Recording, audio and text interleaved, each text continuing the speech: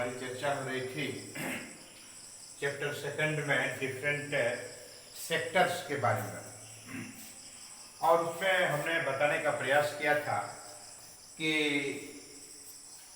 National income में different sectors का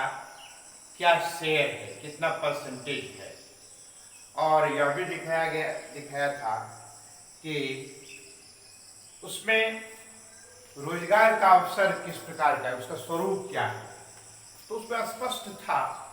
कि उत्तरोत्तर जो बेसिकली अपना देश है एग्रीकल्चर कंट्री के रूप में जाना जाता है, तो उसमें धीरे धीरे कृषि पर से बढ़ते हुए भार को कम करके विभिन्न क्षेत्रों पर अधिक से अधिक अवसर मिलने के कारण कृषि के क्षेत्र में अधिक से अधिक कृषि के क्षेत्र से रोजगार के अवसर को कुछ कम करके, यानी जो वर्किंग हैंड्स हैं उसको अन्य क्षेत्रों में भी सेकेंडरी सेक्टर्स में और टर्शियरी सेक्टर्स में प्रेरित करने के कारण धीरे धीरे जनसंख्या का बढ़ता हुआ भार जो एग्रीकल्चर सेक्टर में था या प्राइमरी सेक्टर में था, तो उसमें थोड़ी सी कमी आई है, और साथ ही साथ टर्शियरी सेक्टर्स जो है, तृतीय क्षेत्र जो है, उसमें उसका अधिक से अधिक विकास हुआ है, अधिक से अधिक उसमें रोजगार के भी अवसर सृजित हुए हैं, और साथ ही साथ आय में भी उसकी हिस्सेदारी में वृद्धि हुई है। ये क्लियर था। तो फिर उसी क्रम में हमने बताया था कि ऑर्गेनाइज्ड सेक्टर और अनऑर्गेनाइज्ड सेक्टर, अभी भारतवर्ष में खास करके ये ऑर्गेनाइज्ड सेक्टर ऐसा सेक्टर है जिस पर सरकार का दिशा निर्देशन, स्वामित्व, संरक्षण सब रहता है। इसमें रोजगार के अवसर हैं और साथ ही साथ निश्चितता है, निश्चित वेजेज है, सब कुछ उसमें बिल्कुल फिक्स्ड है। फिर अवकाश के जो प्रावधान है गवर्नमेंट सेक्टर के अंतर्गत, वो सारी व्यवस्था ऑर्गेनाइज सेक्टर में, चूंकि इसका पूर्ण नियंत्रण, नियमन, संपादन, ये सभी कार्य सरकारी तंत्र के माध्यम से होता है। चूंकि भारतवर्ष में इतनी बड़ी आबादी है कि केवल ऑर्गेनाइज सेक्टर में हम सभी वर्किंग हैंड्स को इन्वॉल्व नहीं कर सकते हैं, और इसलिए अनऑर्गेनाइज सेक्टर भी यहाँ पर बहुत ही सक्रिय रूप से कार्य कर रहा है। किंतु इसमें समस्या इस बात की है, क्योंकि डायरेक्टली इस पर दिशा निर्देशन, नियंत्रण, नियमन, संपादन और स्वामित्व आदि इसमें सरकार का नहीं होने के कारण, व्यक्ति विशेष का होने के कारण क्या होता है कि इसमें जो एम्प्लॉय होते हैं, इसकी स्थिति, इसका जो वेलफेयर होता है वह अवरुद्ध होता है, या यूं कहें कि वेलफेयर पर्याप्त मात्रा में नहीं हो पाता है, क्योंकि इसका उद्देश्य होता है कि इसके अंतर्गत कार्य कराने वाले जो एम्प्लॉयर होते हैं, उसका उद्देश्य होता है कि वह कम से कम वेजेज दे करके श्रमिकों को अपने क्षेत्र में कार्य में लगाना है और ज्यादा से ज्यादा बेनिफिट प्राप्त करना है स्वयं के स्तर पर। तो यही कारण है कि इसमें अधिक से अधिक how to exploit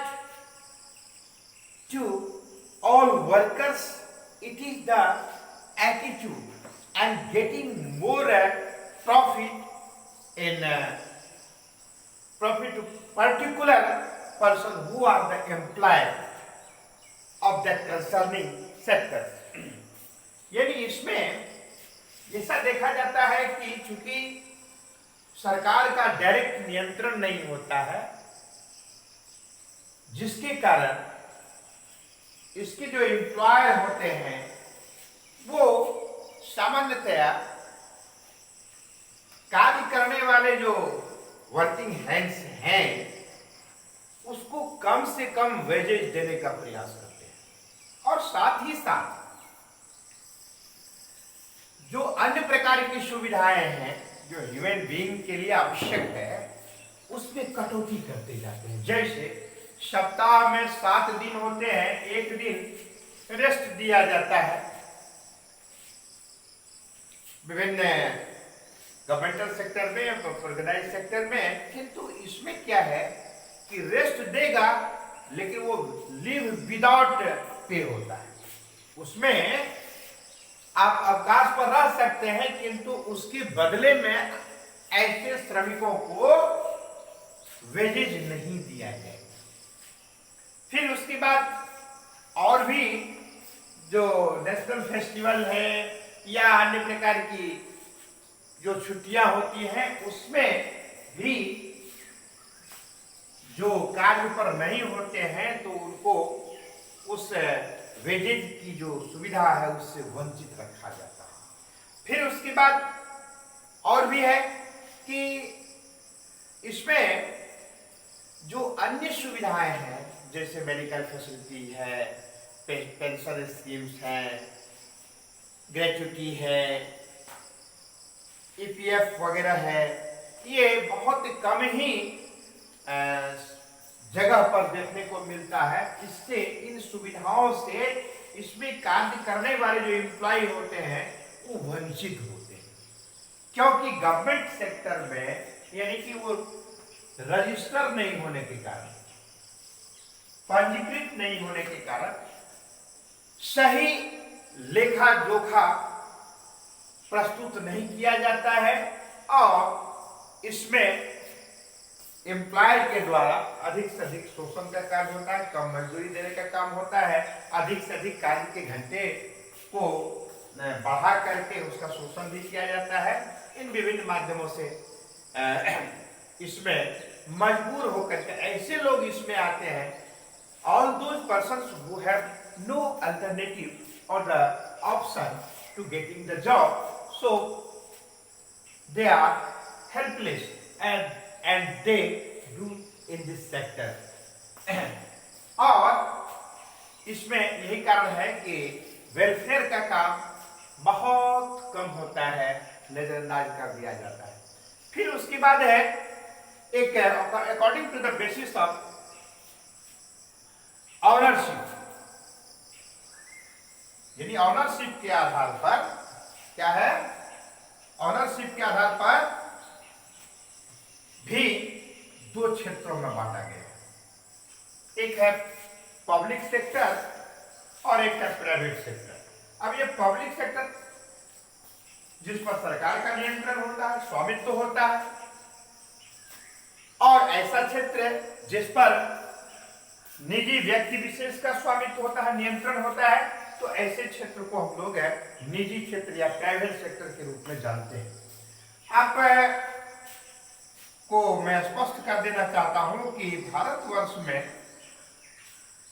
private sector में और पब्लिक सेक्टर में काम करने वाले लोगों की जो स्थिति है, खास करके देखा जाता है कि ग्रामीण क्षेत्र में 80% जो है लगभग वह या तो स्मॉल फार्मर है या मार्जिनल फार्मर, बहुत लघु किसान हैं अथवा सीमांत किसान हैं। तो ये जिसके पास बेहद कम जमीनें होती, भूमि होती है, या फिर वो लैंडलेस होते हैं अथवा वो सीमांत किसान होते हैं जिनके पास भूमि बेहद कम होती है। तो ऐसी स्थिति में जो कार्य करने वाले जो फार्मर होते हैं या वर्कर्स होते हैं वो क्या करते हैं, तो जो लैंडलेस होते हैं तो वो जो लैंडलॉर्ड होते हैं उनके खेतों में बटाई आदि का कार्य करते हैं या श्रमिक का कार्य करते हैं। और दूसरा है कि जिनके पास बहुत कम भूमि है, जो मार्जिनल फार्मर के रूप में जाना जाता है, उनको भी कम भूमि है, जिसके कारण वो क्या करते हैं, तो बहुत छोटे से टुकड़े पर ही जैसे तैसे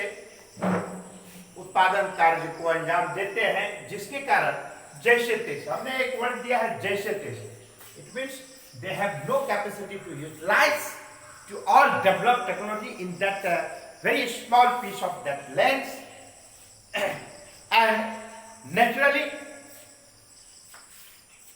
the productivity is less than another areas of the sectors. यानी क्योंकि कृषि कार्य के लिए जो डेवलप टेक्नोलॉजी है, वैज्ञानिक पद्धति है, उसके अनुसार वो कार्य नहीं कर पाता, जिसके कारण तो क्यों नहीं कर पाता है? इसलिए नहीं कर पाता, उसका भूमि का आकार बहुत छोटा होता है। दूसरा कि उसके पास संसाधनों की कमी होती है, उत्तम बीज खाद आदि का उपलब्ध होना कराना उसके लिए बहुत कठिन होता है। इसीलिए कम कीमत पर कमजोर बीज सीड्स भी यदि मिलता है जो बहुत फर्टाइल नहीं रहता है, उसी को प्रयोग में लाया जाता है। ढेर सारे कारण होते हैं। तो ऐसे किसानों को, ऐसे वर्कर्स को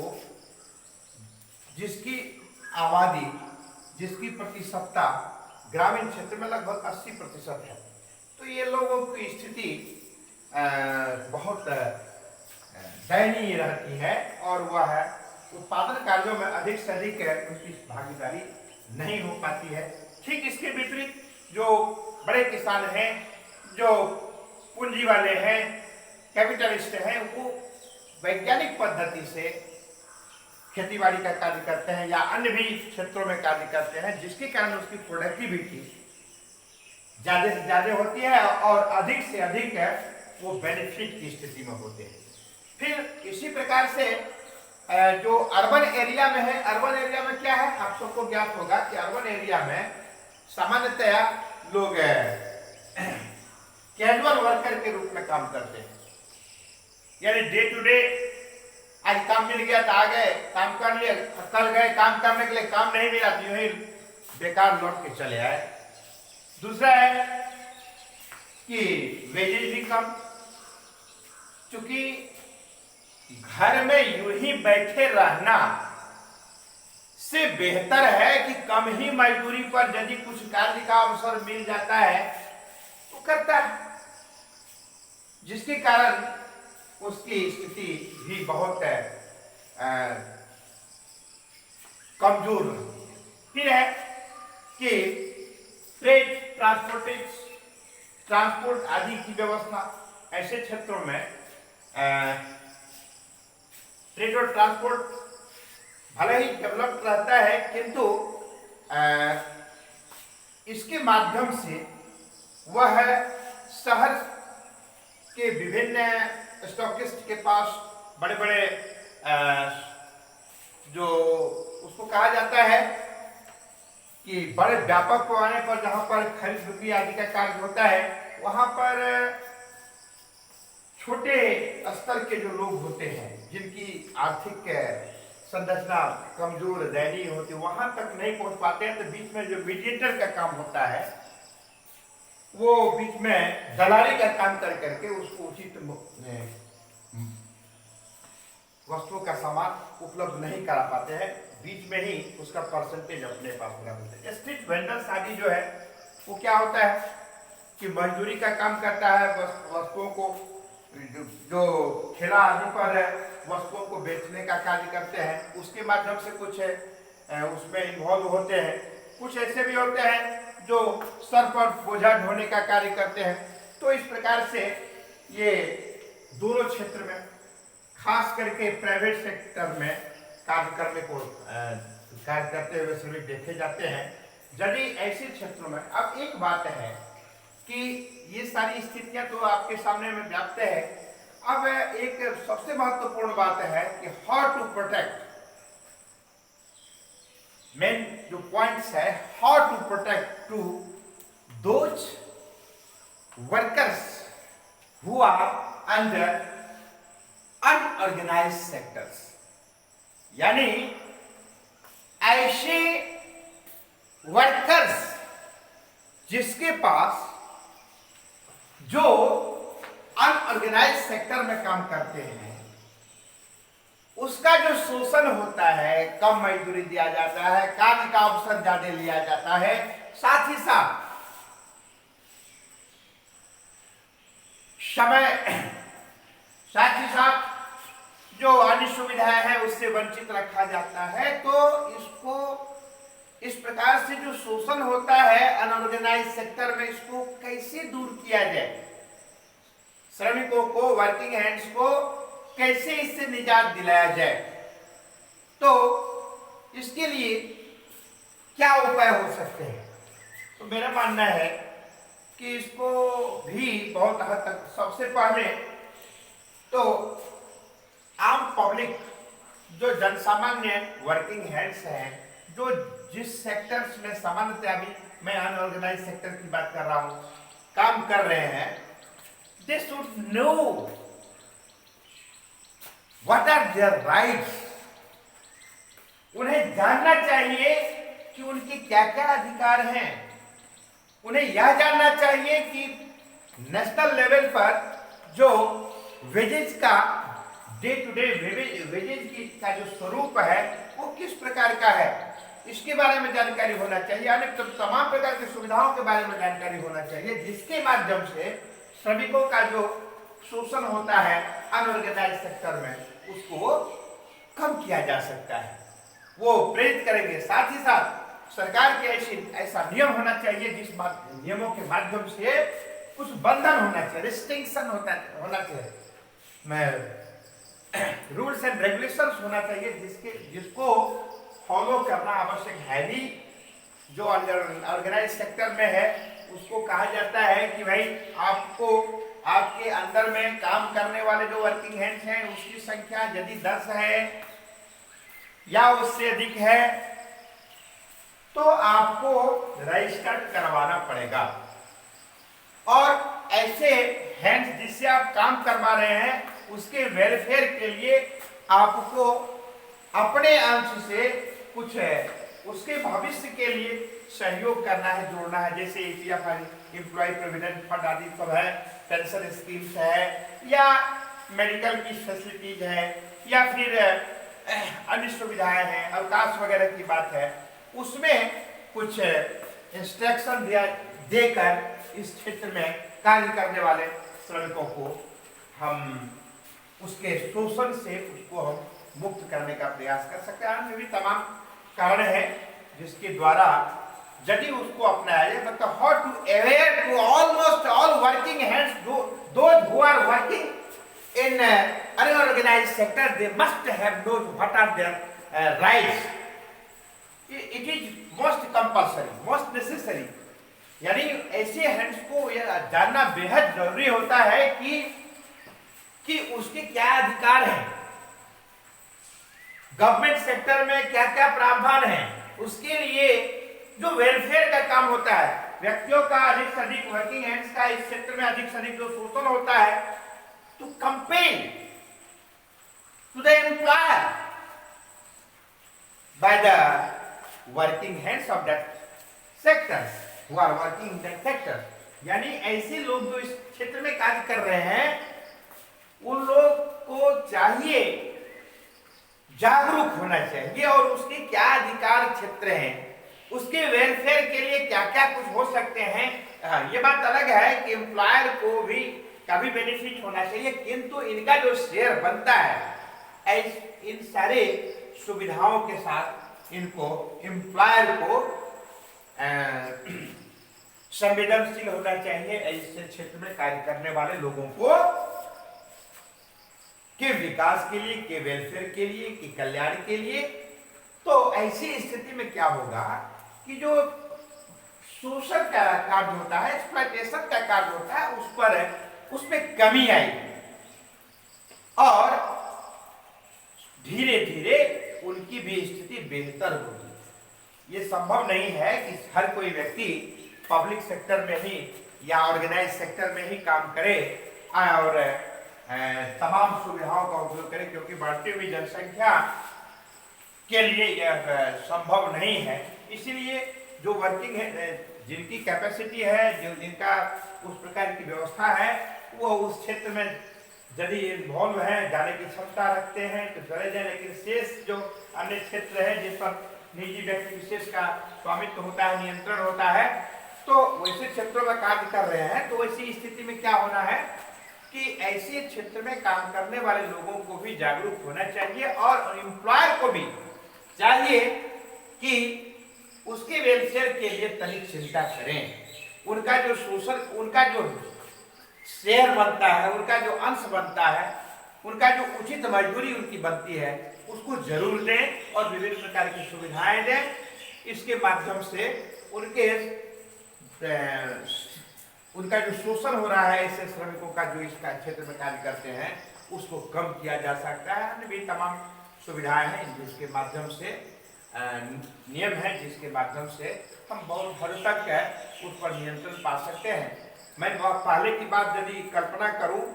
50 वर्ष पहले, 40 वर्ष पहले क्या स्थिति थी, वास्तव में बेहद दयनीय थी। किंतु धीरे धीरे ज्ञान के विकास के कारण, शिक्षा के विकास, प्रचार प्रसार के कारण इन तमाम क्षेत्रों में भी थोड़ी सी जागरूकता आई गई है, जिसके कारण से क्रमानुसार धीरे धीरे ये जो शोषण का कार्य हो रहा था या है, उसमें कमी आ रही है। इस माध्यम से हम इस प्रकार के शोषण को